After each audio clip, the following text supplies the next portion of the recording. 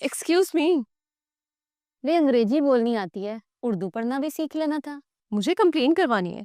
अच्छा चल बैठ जा, इतना वजन उठा के खड़ी है। अब बोल, क्या कंप्लेन है थारी? वो मेरे फॉलोअर्स बढ़ना बंद हो गए हैं। मुझे लग रहा है कोई मेरे ऊपर तावीज करा रहा है। वे अपना हुलिया देख और अपनी सोच देख, ऐसे तो कम अकल जाहिल बातें करे से। क्यों? क्या जादू नहीं होता? क्या लोग जादू नहीं करते? पर जादू से थारे फॉलोवर कैसे रुके हैं? अच्छा चल, मैं थारी कंप्लेन लिख लेती हूँ, पर किसके नाम? वो एक व्लॉगर बाबा है, उसने मुझे धमकी दी कि अगर मैंने उसके साथ उसके लिए वीडियो नहीं बनाई तो वो मेरे अकाउंट पर ऐसा जादू करेगा कि मेरे फॉलोअर्स बढ़ना बंद हो जाएंगे। और हो भी गए। आप उसके खिलाफ कंप्लेन लिखें और उसे बोलें कि अपना जादू खत्म करे। रे के बनेगा थारे जैसे पढ़े लिखे जाहिलों का। चल बोल।